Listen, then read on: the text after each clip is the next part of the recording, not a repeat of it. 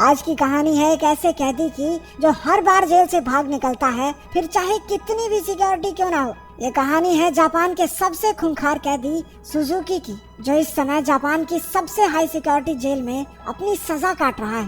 Checking duty पर घूम रहे गार्ड्स के जाने के बाद सुजुकी अचानक मुस्कुराया और अपना एक दांत बाहर निकाल लिया। कुछ देर बाद गार्ड्स फिर से चेकिंग करने आए, लेकिन इस बार सुजुकी फरार हो चुका था। उन्हें वहाँ किसी के मौजूद होने का शक हुआ, लेकिन सुजुकी भी कोई कच्चा खिलाड़ी नहीं था। वो बिना आवाज किए रोशनी से बचता हुआ इधर से उधर छुपता रहा। जब गार्ड्स ने आइसोलेशन सेल की दोबारा चेकिंग की तो वो समझ गए कि सुजुकी भाग चुका है। उन्होंने तुरंत बाकी के गार्ड्स को बुलाया और देखते ही देखते वहाँ भीड़ इकट्ठा हो गई। जब सुजुकी छत से भाग रहा था तो जोर जोर से जेल के सायरन बजने लगे। अचानक जोरदार बारिश शुरू हो गई और हमें पीछे की कहानी दिखाई जाती है।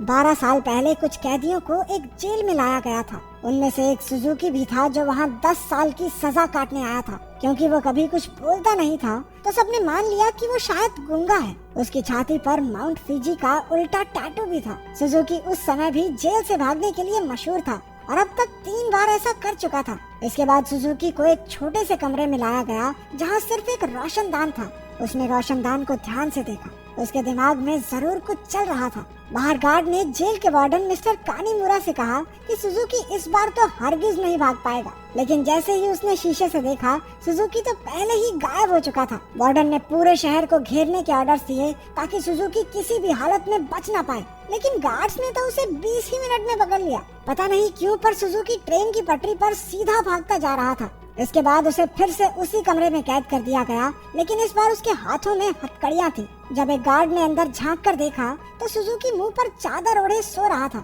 गुस्से में उसने सुजुकी को चादर हटाने को कहा क्योंकि वो कोई चांस नहीं लेना चाहते, लेकिन जब बार बार कहने पर भी उसने चादर नहीं हटाई तो गार्ड्स ने मिलकर उसकी बुरी तरह पिटाई की। अगली सुबह वार्डन ने सुजुकी के सारे पुराने रिकॉर्ड्स निकाले। ध्यान से पढ़ने पर उसे पता चला कि जब भी सुजुकी जेल से भागता है तो हर बार वो ट्रेन की पटरी पर ही पकड़ा जाता है। रात को वार्डन गार्ड्स के साथ चेकिंग पर निकला। वो सुजुकी के सेल में पहुंचकर हैरान रह गए क्योंकि उसने किसी तरह अपनी हथकड़ियां खोल दी थी। गुस्से में गार्ड्स ने उसे मारते हुए पूछा, कैसे खोली हथकड़ियां? हाँ, कैसे खोली हथकड़ियां? लेकिन हमेशा की तरह सुजुकी चुप रहा। एक बार फिर से उसकी जमकर धुलाई हुई। एक दिन सुजुकी एक छोटी सी तार से खेल रहा था जिसे किसी तरह छुपाकर वो जेल के अंदर ले आया था। सवाल ये उठता है कि वो इस तार को अंदर लाया कैसे? मुंह में छुपा के? ना, गू में छुपा के। इसी तार की मदद से वो अपनी हथकड़ियां खोलता था। कुछ दिन बाद वार्डन एक हफ्ते की छुट्टी पर अपने घर चला गया। अब सुजुकी के पास भागने का बहुत अच्छा मौका था। उसने अपनी तार निकाली और ताला खोलने की कोशिश की। जल्द ही वहाँ एक गार्ड चेकिंग के लिए आ गया। उसने झांक कर देखा कि सुजुकी फिर से अपना मुंह ढककर सो रहा था, लेकिन इस बार गार्ड बिना कुछ कहे चला गया। लेकिन असलियत तो ये थी कि सुजुकी अंदर था ही नहीं। वो तो छिपकली बनकर छत से चिपका बैठा था। वो जेल से भागने के लिए सही मौके के इंतजार में था। गार्ड के जाने के बाद वो धीरे धीरे ऊपर तक पहुंच गया। उसने छत की एक खोखली जगह पर मुक्का मारा और वहां से भाग निकला। जब गार्ड्स को पता चला तो उन्होंने तुरंत सायरन बजा दिया। वार्डन को भी खबर पहुंचा दी गई और वो तुरंत जेल के लिए निकल गया। अगली सुबह पुलिस वाले सुजुकी को पकड़ने का प्लान बना रहे थे। तभी वार्डन भी वहां पहुंच गया। उसने कहा कि सारे प्लान छोड़कर सिर्फ एक टीम पास की ट्रेन की पटरियों पर भेज दो। ऑफिसर्स को भी लगा, अरे बुढ़ा हो गया वार्डन, दिमाग सठिया गया इसका। अरे वो पागल थोड़ी है, हर बार सेम जगह जाएगा। लेकिन जब वार्डन ने उन्हें विश्वास दिलाया कि उसे 100% भरोसा है कि सुजुकी वहीं मिलेगा, तो उन्होंने उसकी बात पर भरोसा करके टीम भेज दी और उसकी बात सच भी निकली। सुजुकी को एक बार फिर से ट्रेन की पटरियों पर पकड़ लिया गया। जेल से निकलने में तो ये चाचा चौधरी बन जाता है, कंप्यूटर से तेज दिमाग। बाद में क्या हो जाता है इसे? क्योंकि वार्डन की सूझबूझ की वजह से सुजुकी पकड़ा गया तो उसके काम से खुश होकर उसे प्रमोट कर दिया गया। अब वो एक बड़ा ऑफिसर बन चुका था जो देश की सारी जेलों में जाकर कैदियों की हालत की चेकिंग करता था। उधर सुजुकी एक बार फिर से भाग निकला और फिर से पटरियों पर पकड़ा गया। हर साल उसे एक नई जेल में भेजा जाता जिसमें और ज्यादा टाइट सिक्योरिटी होती, लेकिन वो हर जगह से बचकर निकल जाता था। इसी वजह से मीडिया ने उसे स्टार भगौड़े का खिताब दिया और वो पूरे देश में मशहूर हो गया। 12 साल बाद उसे सेंट्रल जेल में लाया गया। यहाँ वो कड़ी सिक्योरिटी में था क्योंकि 10 गार्ड सिर्फ उसी पर निगरानी रखने के लिए खड़े थे। उसका कमरा भी पूरी तरह सीमेंट से बना था और दरवाजे पर कई ताले थे। ये वही आइसोलेशन सेल है जो हमने कहानी की शुरुआत में देखा था। गार्ड्स के जाने के बाद सुजुकी ने चारों ओर नजर दौड़ाई। वो एक बार फिर से भागने की तैयारी में था। एक गार्ड ने खाना लाकर उसके सेल में रखा, लेकिन उसके जाने से पहले ही सुजुकी ने उसे पकड़कर हथकड़ी लगा दी। गार्ड ने तुरंत सीटी बजा दी, जिससे कई और गार्ड्स वहां आ पहुंचे। उन्होंने मार मार कर उसकी बुरी हालत कर दी। होश आने पर सुजुकी ने दरवाजे से गार्ड्स को जाते देखा। उसके चेहरे से खून टपक कर लोहे की सलाखों पर गिर रहा था। अगली सुबह गार्ड्स ने उसकी हथकड़ियों पर कुछ और पेंच कस दिए ताकि इस बार वो उन्हें खोल ना पाए। जाने से पहले वो एक बार फिर से उसके शरीर की थोड़ी मेंटेनेंस करके गए। इसी तरह सुजुकी के दिन बीत रहे थे। वो जानबूझकर गार्ड से पंगे लेता, वो उसे मारते और फिर वो अपना खून लोहे की सलाखों पर टपकाता। एक दिन गार्ड्स ने उसे इतना मारा कि उसका दांत टूटकर गिर गया, लेकिन सुजुकी ने उसे उठा लिया और उसे देखकर अजीब तरीके से मुस्कुराने लगा। ऐसा लग रहा था जैसे ये सब उसके प्लान का ही हिस्सा है। इसके बाद सुजुकी दीवार पर अपने दांत से कुछ बनाने लगा। कुछ हफ्तों बाद सुजुकी ने एक और गार्ड पर हमला कर दिया। इस बार उसे सबसे खतरनाक सजा दी गई। उन्होंने उसे एक लंबी जंजीर से बांधकर ऊपर लटका दिया। 1 साल बीत गया और सुजुकी अभी भी सजा काट रहा था। उसकी हालत बहुत बुरी हो चुकी थी। शरीर सड़ने लगा था और उसके घावों पर कीड़े पड़ चुके थे। आखिरकार उस शाम गार्ड्स ने आकर उसकी जंजीरें खोल दी। पूरे 1 साल बाद उसे चैन की सांस आई थी। उधर पुराना वार्डन मिस्टर कानेमुरा वहाँ की जांच करने पहुँचा। उसने आइसोलेशन सेल में जाकर देखा कि सुजुकी की हालत बहुत खराब थी, लेकिन वो उसे नजरअंदाज करके वहाँ से चला गया। इसके बाद वही रात आई जहाँ से कहानी की शुरुआत हुई थी। जब बाहर बिजली कड़कने लगी तो सुजुकी ने अपने प्लान को अंजाम दिया। उसने अपना दांत निकाला और हथकड़ियों के पेंच खोलने लगा। असल में सुजुकी दीवार पर दांत से कुछ बनाता नहीं था, बल्कि वो तो उसे घिस घिस कर तीखा कर रहा था ताकि उसके इस्तेमाल से पेंच खोल सके। हथकड़ियों से आजाद होकर उसने दरवाजे पर जाकर लोहे की सलाखों को धक्का देना शुरू किया। लगातार खून टपकने की वजह से सलाखों पर जंग लग चुका था। कुछ ही पलों में सलाखें टूट गई और सुजुकी जेल से फरार हो गया। इसके बाद सुजुकी के जन्म की कहानी बताई गई। उसके पैदा होते ही उसकी माँ की मौत हो गई थी और उसका बाप जेल में सड़ रहा था। इसी वजह से वो अपने रिश्तेदारों के घर पला। एक दिन सुजुकी जंगल में प्रैक्टिस कर रहा था जब उसे दूर से एक आदमी आता दिखाई दिया। ये कोई और नहीं उसका बाप था।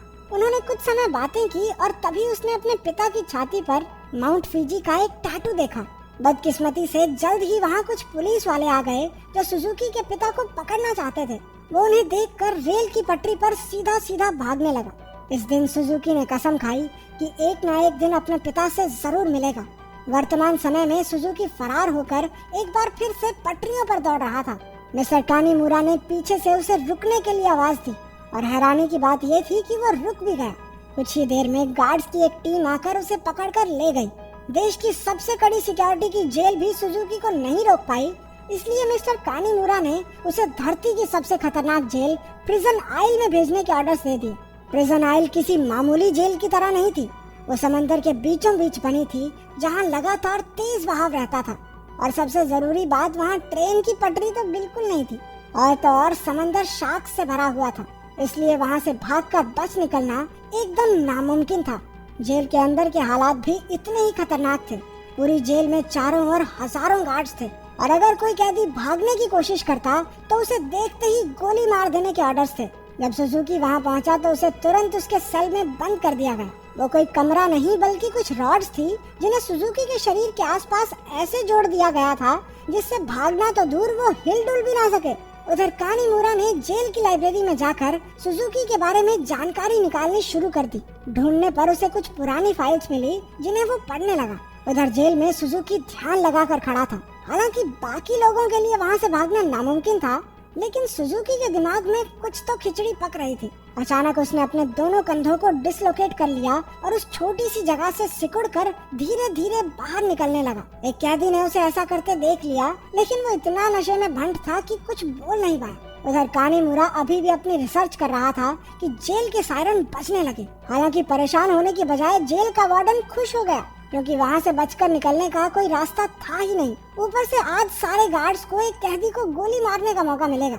मिस्टर कानीमुरा ने उसे समझाने की कोशिश की कि सुजुकी कोई आम कैदी नहीं है, लेकिन वार्डन ने उसकी बात को नजरअंदाज कर दिया। अगली सुबह कई गार्ड्स को बंदूकें देकर पूरे आइलैंड में फैला दिया गया। वार्डन अपने आदमियों को कुछ समझा रहा था कि वहाँ मिस्टर कानीमुरा आ गया।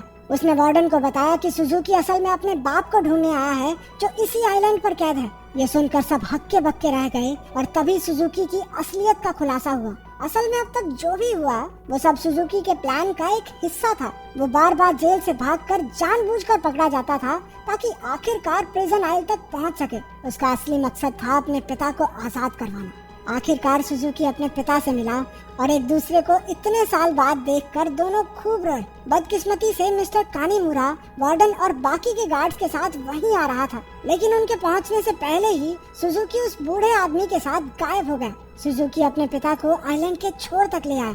उसने पहले से ही वहाँ एक पैराग्लाइडर तैयार कर रखा था। दोनों पैराग्लाइडर पर चढ़े और दूर उड़ गए।